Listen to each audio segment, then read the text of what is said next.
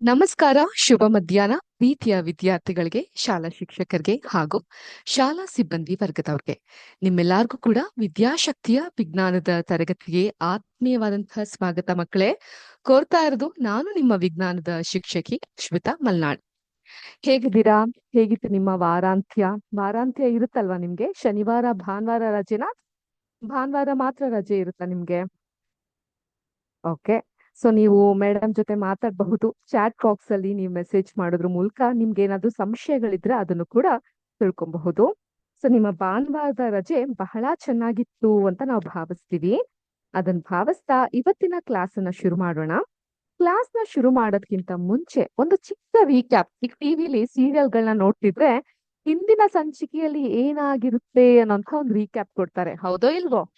ಹೌದಾ? ನೋಡ್ತೀರಾ ಸೀರಿಯಲ್ಗಳು ನೀವು ಕೂಡ? ಓಕೆ.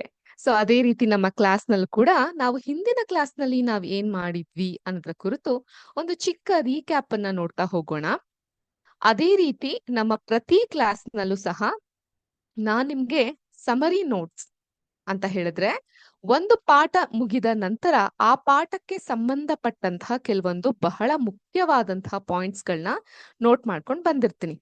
ಸೊ ಅದನ್ನ ನಿಮ್ಮೊಟ್ಟಿಗೆ ಚರ್ಚಿಸಿದಾಗ ನೀವು ಆ ಒಂದು ಪಾಯಿಂಟ್ಸ್ ಗಳನ್ನ ಓದಿದಾಗ ನಿಮ್ಗೆ ಅದು ಬಹಳ ಹೆಲ್ಪ್ಫುಲ್ ಆಗುತ್ತೆ ನಿಮ್ಮ ಎಕ್ಸಾಮ್ ನ ಫೇಸ್ ಮಾಡ್ಲಿಕ್ಕೆ. ಆಯ್ತಾ? ಈಗ ನಾವು ಕಲ್ತಂತಹ ಮೊದಲನೇ ಪಾಠ ಯಾವ್ದು? ವಿಜ್ಞಾನದ ಅದ್ಭುತ ಪ್ರಪಂಚ, the wonderful world of science ಬಗ್ಗೆ ನಾವು ಪಾಠವನ್ನ ಕಲ್ತಿದ್ವಲ್ಲ. ಆ ಪಾಠಕ್ಕೆ ಸಂಬಂಧಪಟ್ಟಂತಹ ಕೆಲವೊಂದು ಪಾಯಿಂಟ್ಸ್ ಅನ್ನ ನಾನು ನೋಟ್ ಮಾಡ್ಕೊಂಡು ಬಂದಿದ್ದೀನಿ. ನೀವೆಲ್ಲರೂ ಸಹ ನೋಟ್ ಬುಕ್ ಅನ್ನ ತೆಗೆದು ವಿದ್ಯಾಶಕ್ತಿಗೆ ಅಂತಾನೆ ಯಾವ್ದಾದ್ರು ನೋಟ್ ಅನ್ನ ಇಟ್ಕೊಂಡಿದ್ರೆ ಆ ನೋಟ್ ಬುಕ್ ಅಲ್ಲಿ ಕೂಡ ಬರಿಬಹುದು. ಇಲ್ಲ ಅಂದ್ರೆ ಈ ರೀತಿಯಾಗಿ ಈಗ ಒಂದು ಸದ್ಯಕ್ಕೆ ಒಂದು ರಫ್ ಹಾಳೆಯಲ್ಲಿ ಈ ಒಂದು ನೋಟ್ಸ್ ಗಳನ್ನ ಬರೆದಿಟ್ಕೊಂಡು ತದನಂತರ ನಿಮ್ಮ ಶಾಲೆಯಲ್ಲಿ ನಿಮ್ಗೆ ಪುಸ್ತಕಗಳನ್ನ ಕೊಡಬಹುದು, ಅಥವಾ ನೀವು ಈ ಒಂದು ಚಿಕ್ಕ ಪುಟ್ಟ ಸ್ಟೇಷನರಿ ಶಾಪ್ ಏನಿರುತ್ತೆ ಅಲ್ಲಿ ಪುಸ್ತಕವನ್ನ ಕಲೆಕ್ಟ್ ಮಾಡ್ಕೊಂಡು ಬರಿಬಹುದು. ಸೊ ಸಾಧ್ಯವಾದಂತಹ ಪಕ್ಷದಲ್ಲಿ ನೀವೇನ್ ಮಾಡಬಹುದು, ಒಂದು ಪುಸ್ತಕ ಈ ತರ ನೋಡಿ, ನಾನು ಒಂದು ಪುಸ್ತಕವನ್ನ ತೆಗೆದುಕೊಂಡಿದ್ದೀನಿ.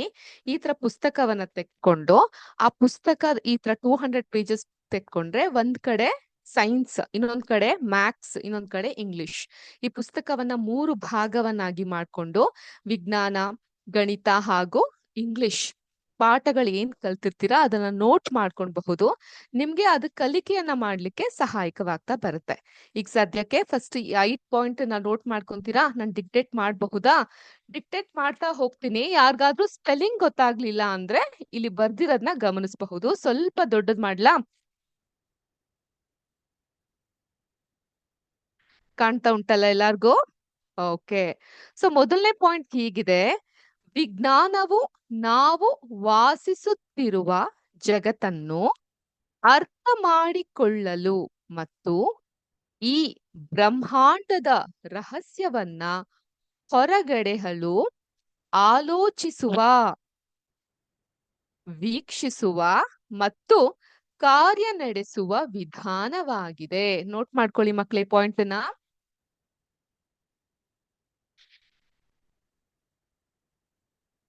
ನೋಟ್ ಮಾಡ್ಕೊಂತೀರಾ? ವಿಜ್ಞಾನವು ನಾವು ವಾಸಿಸುತ್ತಿರುವ ಜಗತ್ತನ್ನು ಅರ್ಥ ಮಾಡಿಕೊಳ್ಳಲು ಮತ್ತು ಈ ಬ್ರಹ್ಮಾಂಡದ ರಹಸ್ಯಗಳನ್ನು ಹೊರಗಡೆಯಲು ಆಲೋಚಿಸುವ, ವೀಕ್ಷಿಸುವ ಮತ್ತು ಕಾರ್ಯ ನಡೆಸುವ ವಿಧಾನವಾಗಿದೆ.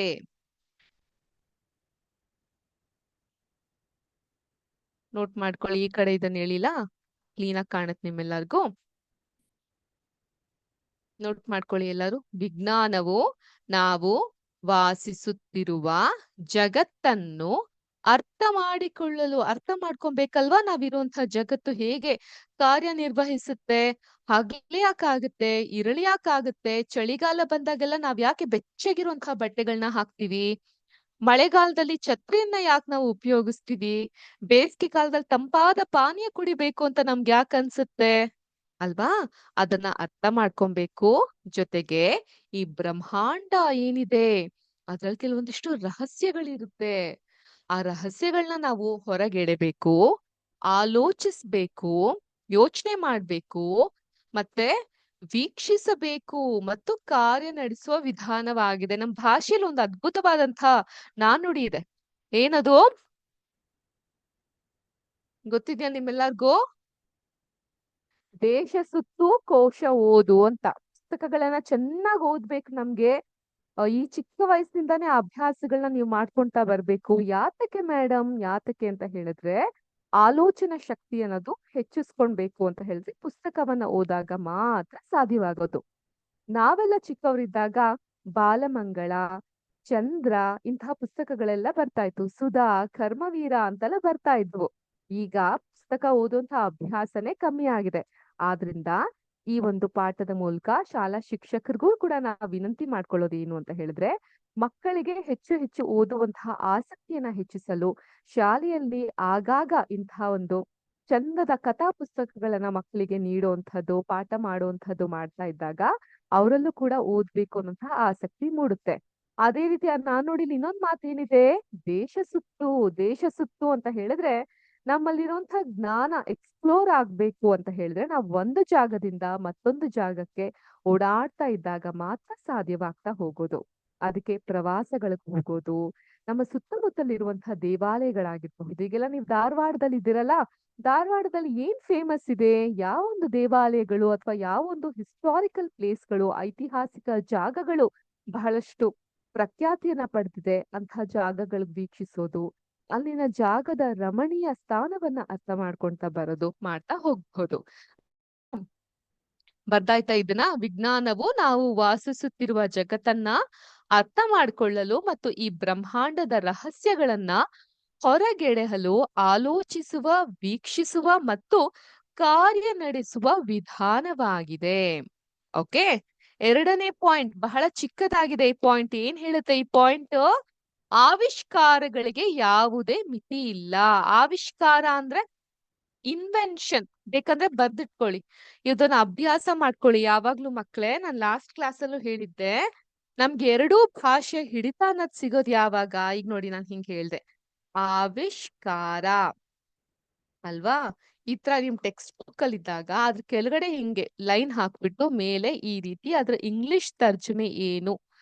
ನಾವೆಲ್ಲ ಇಂಗ್ಲಿಷ್ ಕಲ್ತಿದ್ ಹಿಂಗೆ. ನಮ್ ಶಾಲೆಯಲ್ಲಿ ಇದ್ದಾಗ ನಮ್ಗೆಲ್ಲ ಇಂಗ್ಲಿಷ್ ಪದಗಳೆಲ್ಲ ಅಷ್ಟು ಕ್ಲೀನ್ ಆಗಿ ಬರ್ತಿರ್ಲಿಲ್ಲ ಅಲ್ವಾ? ಅದ್ನ ವಾಕ್ಯ ರೂಪದಲ್ಲಿ ಕನ್ನಡನ ಹೇಗೆ ನಿರರ್ಗಳವಾಗಿ ಮಾತಾಡ್ತೀವೋ ಅದೇ ರೀತಿ ಇಂಗ್ಲಿಷ್ ಬರ್ತಿರ್ಲಿಲ್ಲ. ನಾವ್ ಹೇಗ್ ಕಲ್ತ್ವಿ? ಈ ತರ ಪದಗಳ ಕೆಳಗಡೆ ಅಂಡರ್ಲೈನ್ ಮಾಡಿ ಈ ರೀತಿ ಬರಿತಾ ಇದ್ವಿ. ಆಗೆಲ್ಲ ಡಿಕ್ಷನರಿ ಅಂತ ಸಿಗೋದು, ಈಗ್ಲೂ ಸಹ ಸಿಗುತ್ತೆ. ಆದ್ರೆ ಈಗೆಲ್ಲ ಮೊಬೈಲ್ ಡಿಕ್ಷನರಿ ಬಂದ ನಂತರ ಎಲ್ಲರೂ ಮೊಬೈಲ್ಗಳಲ್ಲೇ ಪದಗಳ ತರ್ಜುಮೆ, ಟ್ರಾನ್ಸ್ಲೇಷನ್ ನ ನೋಡ್ತಾ ಹೋಗ್ತಾರೆ. ಅದನ್ನ ಹೊರತುಪಡಿಸಿ ಆ ಡಿಕ್ಷನರಿ ಮೂಲಕ ನಾವು ಈ ಒಂದು ಪದದ ಅರ್ಥ ಏನು, ಅದಕ್ಕೆ ಒಂದು ಪರ್ಯಾಯವಾದಂತಹ ಪದಗಳೇನಿದೆ ಅನ್ನೋದನ್ನೆಲ್ಲ ಅರ್ಥ ಮಾಡ್ಕೊಳ್ಲಿಕ್ಕೆ ಅದು ಸಹಾಯಕವಾಗ್ತಾ ಬರ್ತಾ ಇತ್ತು. ಸೊ ನೀವು ಕೂಡ ಹೀಗೆ ಮಾಡ್ತಾ ಹೋಗ್ಬಹುದು.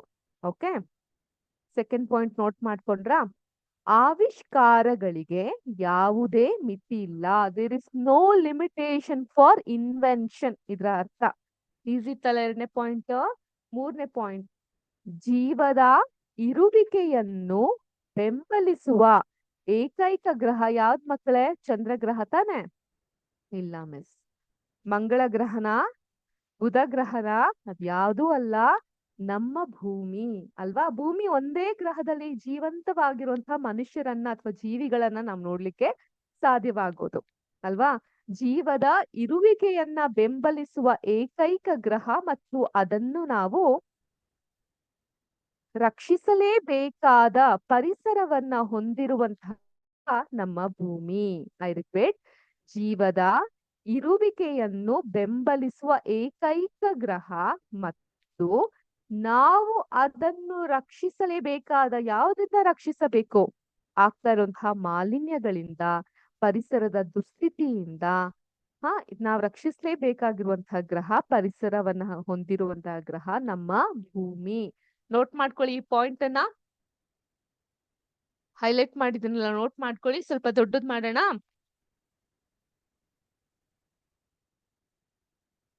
ಕಾಣುತ್ತಾ? ಇಷ್ಟು ದೊಡ್ಡದ್ ಮಾಡಿದ್ರೆ, ಜೀವದ ಇರುವಿಕೆಯನ್ನ ಬೆಂಬಲಿಸುವ ಏಕೈಕ ಗ್ರಹ ಮತ್ತು ನಾವದನ್ನು ರಕ್ಷಿಸಲೇಬೇಕಾದ ಪರಿಸರವನ್ನ ಹೊಂದಿರುವಂತಹ ಗ್ರಹ ನಮ್ಮ ಭೂಮಿ. 4ನೇ ಪಾಯಿಂಟ್, ಬದುಕಲು ನಮಗೆ ಆಹಾರದ ಜೊತೆಗೆ ನೀರು ಬೇಕು. ನೀರ್ ಬೇಕೇ ಬೇಕಲ್ಲ. ಅವಾಗ ಮೇಡಮ್ ನೀರ್ಗೆ ಅಂತ ಬ್ರೇಕ್ ತಗೊಂಡ್ ಹೋಗ್ತಾ ಇರ್ತೀರಾ. ನೀರ್ ತುಂಬಾ ಅವಶ್ಯಕ.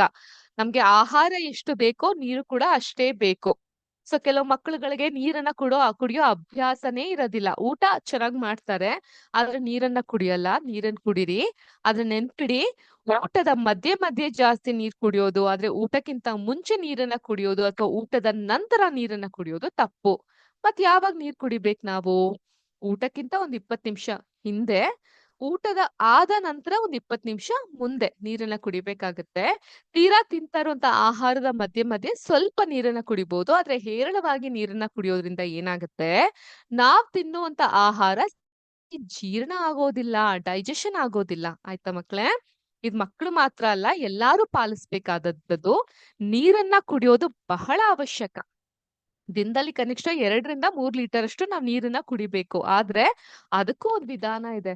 ಸಿಕ್ತು ಅಂತ ಹೇಗೇಗೋ ಕುಡಿಯೋದು. ಕೆಲವ್ರಿಗೆ ನಿಂತ್ಕೊಂಡ್ ನೀರ್ ಕುಡಿಯೋಂತ ಅಭ್ಯಾಸ ಇರುತ್ತೆ. Very wrong. ಅದ್ ನಮ್ಮ ಕಿಡ್ನಿ ಮೇಲೆ ಎಫೆಕ್ಟ್ ಅನ್ನ ತರುತ್ತೆ.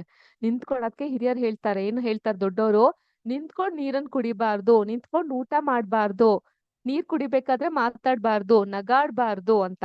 ಬುದ್ಧಿ ಇಲ್ದೆ ಹಾಗೆ ಹೇಳ್ತಿದ್ರಾ? Everything has a logic. ಪ್ರತಿಯೊಂದಕ್ಕೂ ಒಂದು ಲಾಜಿಕಲ್ ಥಿಂಕಿಂಗ್ ಅನ್ನೋದು ಇರುತ್ತೆ ಅಲ್ವಾ? ಹಾಗಾಗಿ ನೀರನ್ನ ಕುಡಿಯೋದಕ್ಕೂ ಸರಿಯಾದಂತಹ ವಿಧಾನ ಇದೆ. ಮುಂದಿನ ಕ್ಲಾಸ್ಗಳಲ್ಲಿ ಅದ್ರ ಬಗ್ಗೆ ಇನ್ನೂ ಸಂಕ್ಷಿಪ್ತವಾಗಿ ತಿಳಿಸ್ಕೊಡ್ತೀನಿ. ಈಗ ಬೇಗ ಸಮರಿ ನೋಟ್ಸ್ ನ ಮುಗಿಸಿ ನೆಕ್ಸ್ಟ್ ಪಾಠ ಕಡೆ ಹೋಗೋಣ. ಬದುಕಲು ನಮಗೆ ಆಹಾರದ ಜೊತೆಗೆ ನೀರು ಬೇಕು. We all need water as well as food. 5ನೇ ಪಾಯಿಂಟ್, ಕೊನೆ ಪಾಯಿಂಟ್, ವೈಜ್ಞಾನಿಕ ವಿಧಾನವನ್ನ, ಸೈಂಟಿಫಿಕ್ ಆಗಿ ಇರುವಂತಹ ವಿಧಾನವನ್ನ ಅನುಸರಿಸಿ ಸಮಸ್ಯೆಗಳನ್ನು ಪರಿಹರಿಸುವ ಅಥವಾ ಹೊಸದನ್ನು ಕಂಡುಹಿಡಿಯುವ ವ್ಯಕ್ತಿಗಳೇ ವಿಜ್ಞಾನಿಗಳು. ಅರ್ಥ ಆಯ್ತಾ? ವೈಜ್ಞಾನಿಕ ವಿಧಾನವನ್ನ ಅನುಸರಿಸಿ ಸಮಸ್ಯೆಗಳನ್ನ ಪರಿಹರಿಸುವ, ಥ್ರೂ ಸೈನ್ಸ್ ಸಮಸ್ಯೆಗಳನ್ನ, ಪ್ರಾಬ್ಲಮ್ಸ್ ನ ಸಾಲ್ವ್ ಮಾಡುವ ಅಥವಾ ಹೊಸದನ್ನ ಕಂಡು ಹಿಡಿಯುವ ವ್ಯಕ್ತಿಗಳೇ ವಿಜ್ಞಾನಿಗಳು. ಓಕೆ? ವೈಜ್ಞಾನಿಕ ವಿಧಾನವನ್ನು ಅನುಸರಿಸಿ ಸಮಸ್ಯೆಗಳನ್ನ ಪರಿಹರಿಸುವ ಅಥವಾ ಹೊಸದನ್ನು ಕಂಡು ಹಿಡಿಯುವ ವ್ಯಕ್ತಿಗಳೇ ವಿಜ್ಞಾನಿಗಳು. ತಿಳಿತಾ ಮಕ್ಕಳೇ? ಅಂಡರ್ಸ್ಟ್ಯಾಂಡ್ ಆಯ್ತಾ ಇವಿಷ್ಟು ಪಾಯಿಂಟ್ಗಳು? ಇನ್ನೊಮ್ಮೆ ನಾನ್ ನಿಮ್ಗೋಸ್ಕರ ಓದ್ತೀನಿ. ವಿಜ್ಞಾನದ ಅದ್ಭುತ ಪ್ರಪಂಚ ನಿಮ್ಗಿದ್ದಂತಹ ಮೊದಲನೇ ಪಾಠದ ಸಮರಿ ನೋಟ್ಸ್ ಹೀಗಿದೆ. ವಿಜ್ಞಾನವು ನಾವು ವಾಸಿಸುತ್ತಿರುವ ಜಗತ್ತನ್ನ ಅರ್ಥ ಮಾಡಿಕೊಳ್ಳಲು ಮತ್ತು ಈ ಬ್ರಹ್ಮಾಂಡದ ರಹಸ್ಯಗಳನ್ನ ಹೊರಗಡೆಹಲು ಆಲೋಚಿಸುವ, ವೀಕ್ಷಿಸುವ ಮತ್ತು ಕಾರ್ಯ ನಡೆಸುವ ವಿಧಾನವಾಗಿದೆ. ಮೊದಲನೇ ಪಾಯಿಂಟ್. 2ನೇ ಪಾಯಿಂಟ್, ಆವಿಷ್ಕಾರಗಳಿಗೆ ಯಾವುದೇ ಮಿತಿ ಇಲ್ಲ.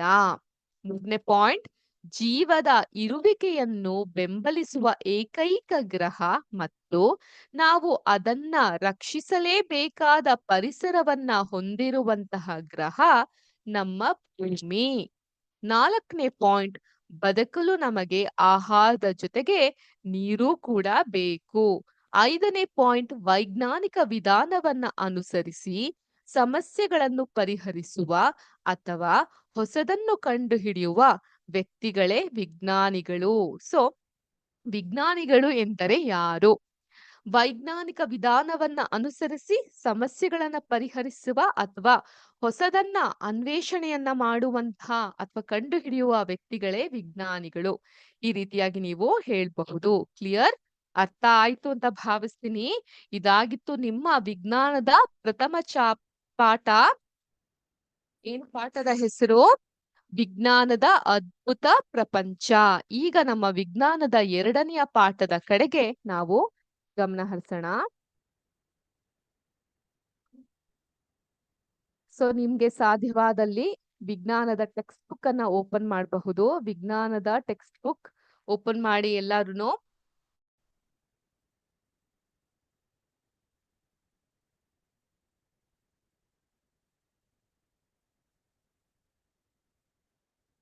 ಓಪನ್ ಮಾಡಿದ್ರ? ಈ ಒಂದು ಪಾಠದ ಹೆಸರು ಜೀವ ಜಗತ್ತಿನಲ್ಲಿ ವೈವಿಧ್ಯತೆ.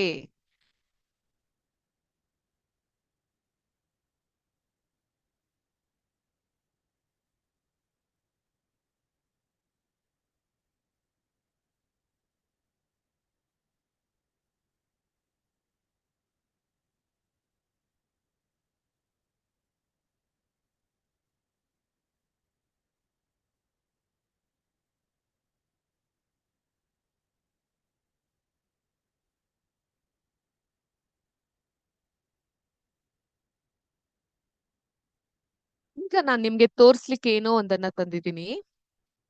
ಇದೊಂದು ನಮ್ಮ ಮನೆಯಲ್ಲೇ ಇದ್ದಂತಹ ಹೂಕುಂಡ. ಇದರಲ್ಲಿ ಇರೋದು ಆರ್ಟಿಫಿಷಿಯಲ್ ಫ್ಲವರ್ಸ್ ಅಥವಾ ನೈಜವಲ್ಲದೆ ಇರುವಂತಹ ಕೃತಕ ಹೂವುಗಳನ್ನ ನೀವು ಇಲ್ಲಿ ಕಾಣ್ತಾ ಹೋಗಬಹುದು. ಇದು ಈ ಒಂದು ವಾಸ್ ನ ಪ್ಲಾಸ್ಟಿಕ್ ಕಂಟೈನರ್ ಈ ರೀತಿಯಾಗಿದೆ. ಇದು ಒಂದು ಒಳ್ಳೆ ಕ್ಯಾಕ್ಟಸ್ ಗಿಡದ ಹಾಗೆ ನೀವು ಕಾಣಬಹುದು. ಹೀಗೆ ಇಲ್ಲಿ ನೀವು ಎಲೆಗಳನ್ನ ಕಾಣಬಹುದು.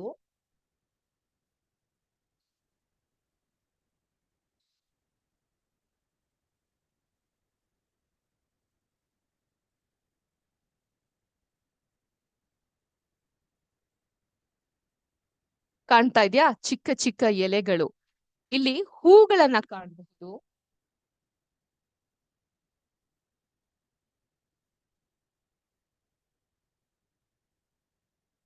ಹೂವಿನ ಕಾಂಡಗಳನ್ನ ನೋಡಬಹುದು.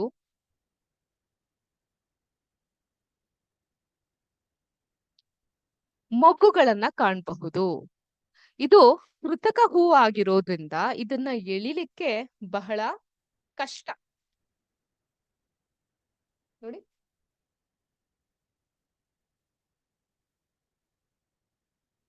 ಕಟ್ ಆಗ್ತಾ ಇಲ್ಲ, ಗಟ್ಟಿಯಾಗಿ ಇದು ನಿಂತಿದೆ. ಅದೇ ಇದೇ ಜಾಗದಲ್ಲಿ ಒಂದು ನೈಜವಾದಂತ ನಾನು ತೋರ್ಸೋದಾದ್ರೆ, ನೋಡಿ ಇಲ್ಲೊಂದು ಹೂವಿದೆ.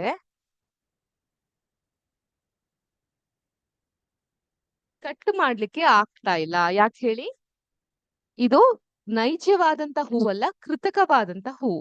ಇದೇ ಜಾಗದಲ್ಲಿ ನೈಜವಾದಂತ ಹೂ ಒಂದಿದ್ರೆ, ನ್ಯಾಚುರಲ್ ಫ್ಲವರ್ ಇದ್ರೆ ಅದು ಬಹಳ ಸೆನ್ಸಿಟಿವ್ ಆಗಿರುತ್ತೆ ಅಲ್ವಾ? ತುಂಬಾ ಸೂಕ್ಷ್ಮವಾಗಿರುತ್ತೆ. ಈಗ ನಿಮ್ಗಿರುವಂತಹ ಪಾಠ, ಈ ಒಂದು ವಾಸ್ ನಲ್ಲಿ ನೀವೇನ್ ಕಾಣಿದ್ರಲ್ಲ, ಇದೊಂದು ಆರ್ಟಿಫಿಷಿಯಲ್ ಆಗಿರುವಂತದ್ದು. ಆದ್ರೆ ಇದರಲ್ಲಿ ಎಷ್ಟೊಂದು ವೈವಿಧ್ಯತೆಯನ್ನ ಕಾಣಬಹುದು ನೀವು. ಇದರ ಒಂದು ಹಿಡಿಕೆ ಹೀಗಿದೆ, ಎಲೆಗಳು ಈ ರೀತಿಯಾಗಿದೆ, ಹೂಗಳು ಬಣ್ಣ ಬಣ್ಣವಾಗಿದೆ, ಅರಿಶಿಣ, ಬಿಳಿ, ಕೇಸರಿ ಬಣ್ಣ ಇದೆ, ಸ್ಟೆಮ್ಸ್ಗಳು, ಕಾಂಡಗಳನ್ನ ನೀವು ನೋಡ್ತಾ ಹೋಗಬಹುದು. ಒಂದು ಸಾಮಾನ್ಯವಾದಂತಹ ವಾಸ್ ನಲ್ಲಿ ಇಷ್ಟೊಂದು ವೈವಿಧ್ಯತೆಯನ್ನ ನೀವು ಕಾಣ್ಬೇಕಾದ್ರೆ, ನಾವಿರುವಂತಹ ಈ ಭೂಮಂಡಲ, ಭೂಮಿಯಲ್ಲಿ ಅದ್ ಎಷ್ಟು ವೈವಿಧ್ಯತೆಯನ್ನ ನಾವು ಕಾಣ್ತಾ ಹೋಗ್ಬೋದು.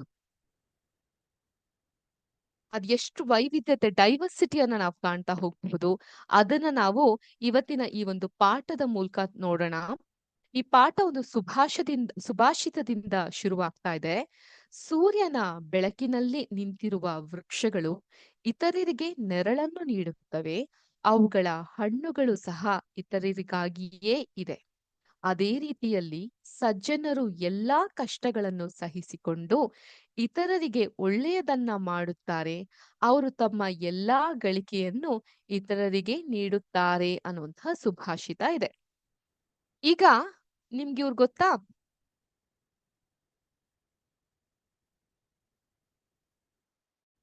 ಯಾರಿವರು? D V G full form ಏನು? ಡಿ.ವಿ. ಗುಂಡಪ್ಪ. ಡಿ.ವಿ. ಗುಂಡಪ್ಪ ಅವರು ಒಂದು ಸೊಗಸಾದ ಕೃತಿಯನ್ನ ಬರೆದಿದ್ರು. ಆ ಕೃತಿಗೆ ಅವ್ರಿಗೆ ಜ್ಞಾನಪೀಠ ಪ್ರಶಸ್ತಿ ದೊರಕಿತು. ಆ ಕೃತಿ ಹೆಸರನ್ನ ಹೇಳ್ತೀರಾ ನೀವುಗಳು?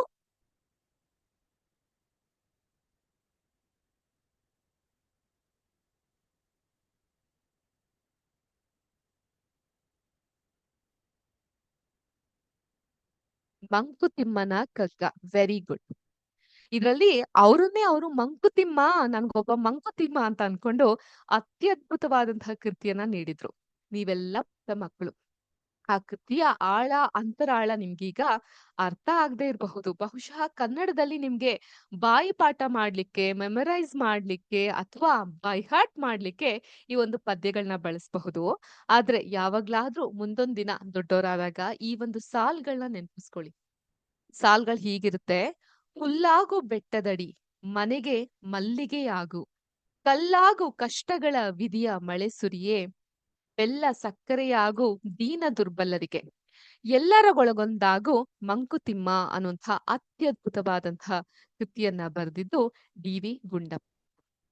ಇದರ ಅರ್ಥ ಏನು? ಎಲ್ಲಾರ್ಗೂ ಸಿಹಿಯನ್ನ ನೀಡುವಂತಹ ವ್ಯಕ್ತಿಯಾಗು. ಯಾವ ರೀತಿ? ಮರದ ಹಾಗೆ. ಈ ಮರ ನೀವ್ ನೋಡಿದೀರಾ? ಅದು ನಿಂತ ಜಾಗದಲ್ಲೇ ನಿಂತಿರುತ್ತೆ. ಅಲ್ಲಿ ಬಂದಂತಹ ಜನರಿಗೆ ನೆರಳನ್ನ ಕೊಡುತ್ತೆ, ಕ್ಲೂ ಅನ್ನ, ಹಣ್ಣನ್ನ ನೀಡ್ತಾ ಹೋಗುತ್ತೆ. ಅದೇ ರೀತಿ ಒಳ್ಳೆಯ ಜನರು ಅಷ್ಟೇ. ಅವ್ರಿಗೆ ಎಷ್ಟೇ ಕಷ್ಟ ಇದ್ರೂ ಕೂಡ ಬೇರೆಯವ್ರಿಗೆ ಒಳ್ಳೆಯದನ್ನ ಮಾಡ್ಲಿಕ್ಕೆ ಅವರ ಜೊತೆಯಾಗಿ ನಿಂತಿರ್ತಾರೆ. ಓಕೆ. ಈಗ ನಿಮ್ಮ ಟೆಕ್ಸ್ಟ್ ಬುಕ್ ಅನ್ನ ಓಪನ್ ಮಾಡಿ. ಚಾಪ್ಟರ್ ನಂಬರ್ 2 ಜೀವ ಜಗತ್ತಿನಲ್ಲಿ ವೈವಿಧ್ಯತೆ. ಈಗ ಈ ಒಂದು ಪಾಠ ಈ ರೀತಿಯಾಗಿದೆ. ನಾನು ಓದ್ತಾ ಹೋಗ್ತೀನಿ. ಪಾಠದ ಮಧ್ಯೆ ನಿಮ್ಗೆ ಎಕ್ಸ್‌ಪ್ಲೇನ್ ಮಾಡ್ಲಿಕ್ಕೆ ಶುರು ಮಾಡ್ತೀನಿ. ಓಕೆ. ಅಥವಾ ಈ ಒಂದು ಟೆಕ್ಸ್ಟ್ ಬುಕ್ ಅನ್ನ PDF ಫಾರ್ಮ್ಯಾಟ್ ಅಲ್ಲಿ ನಾನು ನಿಮ್ಗೆ ಶೇರ್ ಮಾಡ್ತಾ ಹೋಗ್ಲಾ?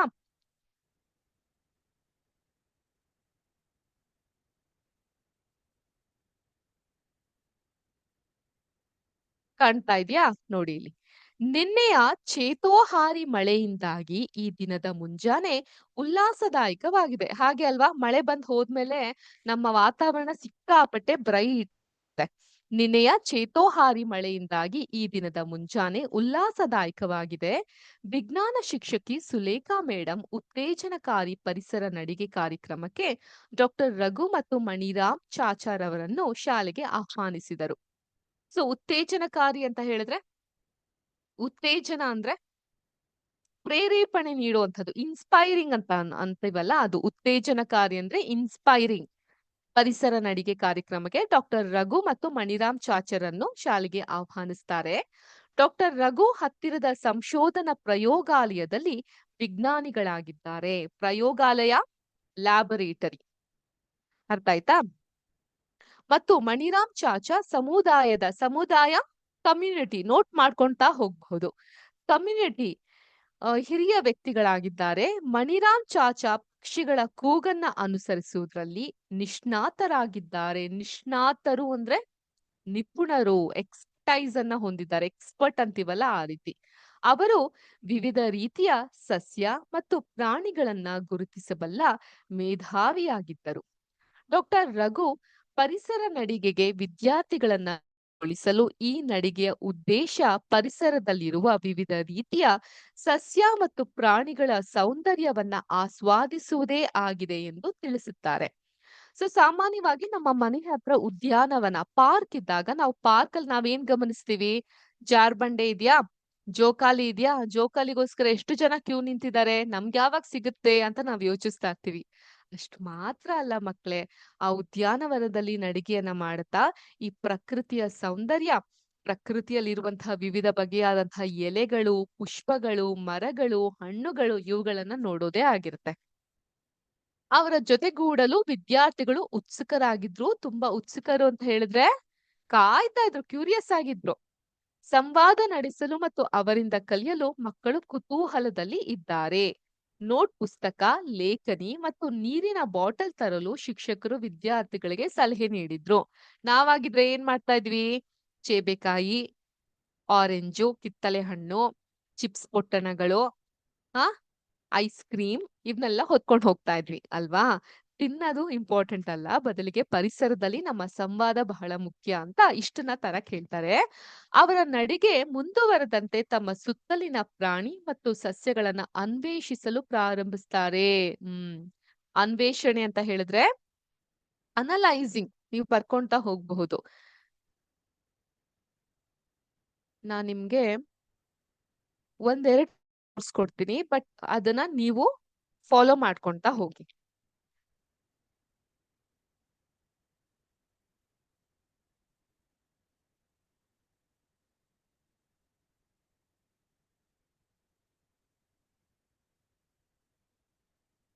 ಅನ್ವೇಷಣೆ ಅಂದ್ರೆ ಅನಲೈಸ್ ಮಾಡೋದು, ಕುತ್ಕೊಂಡು ಯೋಚಿಸೋದು ಅಂತ ಅರ್ಥ. ಆಯ್ತಾ? ಅನ್ವೇಷಿಸ್ಲಿಕ್ಕೆ ಅವರು ಶುರು ಮಾಡ್ತಾರೆ.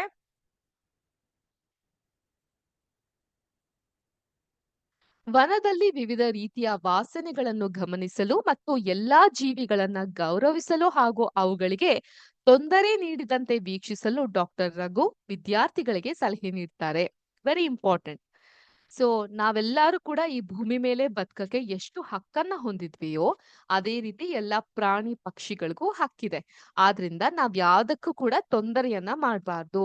ಈ ಬೀದಿಲ್ ನಾಯಿ ಹೋಗ್ತಾ ಇದ್ರೆ ಅದಕ್ಕೆ ತೊಂದರೆ ಕೊಡೋದು, ಕಲ್ಲು ಹೊಡಿಯೋದು ಅಥವಾ ಅದನ್ನ ಕರಿಯೋದು, ಈ ರೀತಿಯಾಗಿ ಮಾಡ್ಬಾರ್ದು. ಆಯ್ತಾ?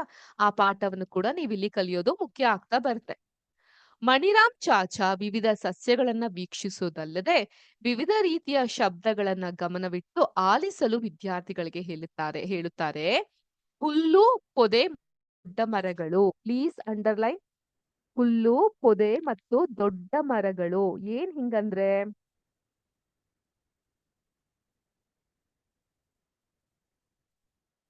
ಏನು ಹುಲ್ಲು ಅಂದ್ರೆ ಗ್ರಾಸ್, ಪೊದೆ ಅಂತ ಹೇಳಿದ್ರೆ ಬುಷಸ್ ಅಂತ ಹೇಳ್ತೀವಿ ನಾವು ಇಂಗ್ಲಿಷ್ ನಲ್ಲಿ ಪೊದೆ, ಮತ್ತು ದೊಡ್ಡ ಮರಗಳು. ಸೊ ಯಾವ ರೀತಿಯಾಗಿರುತ್ತೆ ಮೇಡಮ್ ಅದನ್ನ ನಾನ್ ನಿಮ್ಗೆ ತೋರಿಸ್ತೀನಿ ನೋಡಿ. ಕಾಣ್ತಾ ಇದೆಯಾ ನನ್ ಸ್ಕ್ರೀನು? ಇವುಗಳನ್ನ ನಾವು ಹುಲ್ಲುಗಳು ಅಂತ ಹೇಳ್ತೀವಿ. ಗ್ರಾಸ್, ಗ್ರೀನ್ ಗ್ರಾಸ್ ಈ ರೀತಿಯಾಗಿರುತ್ತೆ ನೋಡಿ. ಸ್ವಚ್ಛಂದವಾಗಿ ಇರುತ್ತೆ, ಹಸಿರು. ಎಷ್ಟ್ ಚೆನ್ನಾಗಿರ್ತಲ್ಲ ಇಂಥ ಕಡೆ ನಡ್ಕೊಂಡು ಹೋಗ್ಲಿಕ್ಕೆ. ಹಸಿರಾಗಿರುವಂತಹ ಹುಲ್ಲುಗಳು. ಡಿ.ವಿ.ಜಿ ಅವರು ಹುಲ್ಲಾಗು ಬೆಟ್ಟದಡಿ ಅಂತ ಹೇಳಿದ್ರೆ ಈ ಬೆಟ್ಟದ ಮೇಲೆ ಬರಿದಾಗಿರುತ್ತೆ, ಬೋಳಾಕಾರದಲ್ಲಿ ಇರುತ್ತೆ. ಅಲ್ಲಿ ಹುಲ್ಲಾದಾಗ ಅಲ್ಲಿ ಬಂದಂತಹ ಪ್ರಾಣಿಗಳಿಗೆ ತಿನ್ಲಿಕ್ಕೆ ಆಹಾರ ಆಗುತ್ತೆ ಅಂತ ಅರ್ಥ. ಅಂದ್ರೆ ನಮ್ಮ ವ್ಯಕ್ತಿತ್ವ ಹೇಗಿರ್ಬೇಕು ಅಂತ ಹೇಳಿದ್ರೆ ಒಂದು 4 ಜನರಿಗೆ ಉಪಯೋಗ ಅನ್ನೋ ರೀತಿ ಆಗಿರ್ಬೇಕು ನಾವು. ಓಕೆ, ಅದನ್ನ ಅವ್ರು ಹೇಳ್ತಾ ಹೋಗಿದ್ದು. ಎನಿವೇಸ್, ನಮ್ಮ ವಿಜ್ಞಾನಕ್ಕೆ ವಾಪಸ್ ಬರೋಣ. ಹುಲ್ಲುಗಳು ಈ ರೀತಿಯಾಗಿ ಇರುತ್ತೆ. ಇನ್ನು ಏನಿದ್ದು ಹುಲ್ಲುಗಳು ಮತ್ತೆ ಬುಷಸ್ ಅಂತ ಹೇಳ್ದೆ. ಬುಷಸ್ ಅಂತ ಹೇಳಿದ್ರೆ ಏನಂತೀವಿ? ಪೊದೆಗಳು ಈ ರೀತಿಯಾಗಿ ಇರುತ್ತೆ, ಈ ರೀತಿಯಾಗಿರುತ್ತೆ. ಹೀಗೆ ಪೊದೆಗಳು ಈ ರೀತಿಯಾಗಿರುತ್ತೆ. ಓಕೆ. ಮತ್ತೆ ಮರಗಳು ಇಷ್ಟು ಬೃಹದಾಕಾರದಲ್ಲಿ ನೀವು ಮರಗಳನ್ನ ಕಾಣ್ತಾ ಹೋಗಬಹುದು ನೋಡಿ. ಇಷ್ಟು ಉದ್ದುದ್ದವಾಗಿರುತ್ತೆ. ಒಂದಕ್ಕಿಂತ ಒಂದೆಷ್ಟು ಭಿನ್ನ ಅಲ್ವಾ? ಪೊದೆಗಳು, ಹುಲ್ಲುಗಳು, ಮರಗಳು. ಇದನ್ನೇ ನಾವ್ ಹೇಳೋದು ಡೈವರ್ಸಿಟಿ, ವೈವಿಧ್ಯತೆ ಅಂತ ಕರ್ತ್ಕೊಂಡು ಹೋಗೋದು ನಾವು ಇದನ್ನೇ. ಅರ್ಥ ಆಯ್ತಾ? ಹುಲ್ಲುಗಳು, ಪೊದೆ ಮತ್ತು ದೊಡ್ಡ ಮರಗಳನ್ನ ಒಳಗೊಂಡಂತೆ ವಿವಿಧ ರೀತಿಯ ಸಸ್ಯಗಳನ್ನ ವಿದ್ಯಾರ್ಥಿಗಳು ವೀಕ್ಷಿಸ್ತಾರೆ. ಮರದಿಂದ ಮರಕ್ಕೆ ನೆಗೆಯುವ ಕೋತಿಗಳು, ಹೂವಿಂದ ಹೂವಿಗೆ ಹಾರುವ ಚಿಟ್ಟೆ ಮತ್ತು ಮರದ ರೆಂಬೆಗಳ ಮೇಲೆ ಕುಳಿತಿರುವ ವಿವಿಧ ರೀತಿಯ ಪಕ್ಷಿಗಳನ್ನು ಸಹ ಅವರು ವೀಕ್ಷಿಸ್ತಾರೆ. ತಮ್ಮ ವೀಕ್ಷಣೆಗಳನ್ನ ಪುಸ್ತಕದಲ್ಲಿ ದಾಖಲಿಸಿ ಡಾಕ್ಟರ್ ರಘು ಮತ್ತು ಮಣಿರಾಮ್ ಚಾಚರೊಂದಿಗೆ ಅವುಗಳ ಬಗ್ಗೆ ಚರ್ಚಿಸ್ತಾರೆ. ಅವರು ಕೂಡ ನಿಮ್ ಹಾಗೇನೆ, ನೀವ್ ನಾನು ಇಲ್ಲಿ ಮಾತಾಡ್ತಿರೋದನ್ನೆಲ್ಲ ಒಂದು ರಫ್ ನೋಟ್ ಅಲ್ಲಿ ಬರ್ಕೊಂತಾ ಹೋಗ್ತಾ ಇದ್ದೀರಲ್ಲ, ಅದೇ ರೀತಿ ಅವ್ರಿಗಿರುವಂತಹ ವೀಕ್ಷಣೆಗಳು. ಯಾಕೆ ಕೆಲವೊಂದು ಪಕ್ಷಿ ಕುತ್ತಿಗೆಯನ್ನ ಎಡಭಾಗಕ್ಕೆ ತಿರುಗಿಸ್ಕೊಳ್ಳುತ್ತೆ, ಆ ಕಣ್ಣನ್ನ ಯಾಕೆ ಅವು ಮಿಟುಕಿಸ್ತೆ? ನೀವ್ ಕಾಗೆಗಳನ್ನ ನೋಡಿರ್ಬಹುದು ಅಲ್ವಾ? ಕಾಗೆಗಳನ್ನ ನೋಡಿದಾಗ ಅವು ಏನಾದ್ರೂ ಊಟವನ್ನ ಇಟ್ಟಾಗ ಈ ರೀತಿ ಆ ರೀತಿಯಾಗಿ ನೋಡುತ್ತೆ. ನೊಣಗಳನ್ನ ನೀವ್ ಅಬ್ಸರ್ವ್ ಮಾಡಿದ್ರೆ ಏನಾದ್ರೂ ಆಹಾರ ಸಿಕ್ಕಾಗ ಅವ್ ಎರಡೂ ಕೈಯನ್ನ ಒಂದಕ್ಕೊಂದು ಉಜ್ಕೊಳ್ಳುತ್ತೆ. ಆ ರೀತಿಯಾಗಿ ಕಾಣ್ಬಹುದು. ಅದನ್ನೇ ನಾವು ವೀಕ್ಷಣೆಯ ದಾಖಲೆ ಅಂತ ಹೇಳೋದು. ಸೊ ವಾಟ್ ವಿ ಅಂಡರ್ಸ್ಟ್ಯಾಂಡ್ ಅನ್ನೋದು. ಪಕ್ಷಿಗಳ ಚಿಲಿಪಿಲಿ ದನಿಯನ್ನು ವಿದ್ಯಾರ್ಥಿಗಳು ಕೇಳ್ತಾ ಇದ್ರು. ಪ್ರತಿಯೊಂದು ಪಕ್ಷಿಯ ಕೂಗು ವಿಶಿಷ್ಟವಾಗಿ ಇರುತ್ತದೆ ಎಂದು ಅವರಿಗೆ ಡಾಕ್ಟರ್ ರಘು ಮಾಹಿತಿ ನೀಡಿದರು. ಈಗ ನಿಮ್ ಕ್ಲಾಸ್ ನಲ್ಲಿ ಸುರೇಶ್ ಇದನಾ, ಸೀತಾ ಇದ್ದಾಳ, ವೆಂಕಟೇಶ್ ಇದಾರಾ? ಸೊ ಒಬ್ರು ಧ್ವನಿ ಅಂತ ಇನ್ನೊಬ್ರು ಧ್ವನಿ ಇದೆಯಾ? ಇಲ್ಲ ಅಲ್ವಾ? ಅಷ್ಟೆಲ್ಲ ಬೇಡ. ನಮ್ಮ ಗಣಿತದ ಮಿಸ್ ಮಾತಾಡೋ ರೀತಿ ನಾನ್ ಮಾತಾಡ್ತೀನಾ? ನಾನ್ ಮಾತಾಡೋ ರೀತಿ ನಿಮ್ಮ ಇಂಗ್ಲಿಷ್ ಟೀಚರ್ ಮಾತಾಡ್ತಾರಾ? ಇಲ್ಲ ಅಲ್ವಾ? ನಮ್ಮೆಲ್ಲರ ಧ್ವನಿಗಳು ಹೇಗೆ ಒಬ್ರಕ್ಕಿಂತ ಒಬ್ರಿಗೆ ವಿಭಿನ್ನವಾಗಿದ್ಯೋ ಅದೇ ರೀತಿ ಪಕ್ಷಿಗಳ ಧ್ವನಿಗಳು ಕೂಡ. ಕೆಲವು ಪಕ್ಷಿಗಳ ಧ್ವನಿಯನ್ನ ಅನುಕರಿಸಲು ಮಣಿರಾಮ್ ಚಾಚಾರ್ ಅವರಿಗೆ ಡಾಕ್ಟರ್ ರಘು ವಿನಂತಿಸಿದ್ರು. ಮಣಿರಾಮ್ ಚಾಚಾ ವಿವಿಧ ಬಗೆಯ ಪಕ್ಷಿಗಳ ಕೂಗನ್ನು ಅನುಸರಿಸಿದ್ರು. ವಿದ್ಯಾರ್ಥಿಗಳು ಉತ್ಸಾಹದೊಂದಿಗೆ ಅವರನ್ನ ಅನುಕರಿಸಲು ಪ್ರಾರಂಭಿಸಿದ್ರು. ಸೊ ಇಲ್ಲಿಗೆ ನಾನು ಈ ಒಂದು ಪಾಠವನ್ನ ಮುಗಿಸುವಂತಹ ಪ್ರಯತ್ನವನ್ನ ಮಾಡ್ತೀನಿ. ಇಲ್ಲಿಗೆ ನಾನು ಕೂಡ ಒಂದು ಪಕ್ಷಿಯ ಧ್ವನಿಯನ್ನ ಅನುಕರಿಸ್ತೀನಿ. ನಾನಾದ್ಮೇಲೆ ನೀವು ಕೂಡ ಅನುಕರಿಸ್ತೀರಾ? ಅದನ್ನ ಹೇಳ್ತಾ ಸದ್ಯಕ್ಕೆ ನಾನ್ ನಿಮ್ಗೆ ಟಾಟಾ ಬಾಯ್ ಬಾಯ್ ಅಂತ ಹೇಳ್ತೀನಿ. ಮತ್ತೆ ಮುಂದಿನ ಕ್ಲಾಸ್ ನಲ್ಲಿ ಸಿಗೋಣ. ಅಲ್ಲಿವರೆಗೂ ಎಲ್ಲಾರ್ಗೂ ಶುಭ ದಿನ. ಜೈ ಕರ್ನಾಟಕ ಮಾತೆ, ಜೈ ವಿದ್ಯಾಶಕ್ತಿ. ಅಂಡ್ ನಾನೀಗ ಅನುಸರಿಸ್ತಾ ಇರುವಂತಹ ಪಕ್ಷಿ ನೀವು ಕೂಡ ಅನುಸರಿಸಿ. ಎಲ್ಲಾರ್ಗೂ ಶುಭ ದಿನ. ನಮಸ್ಕಾರ.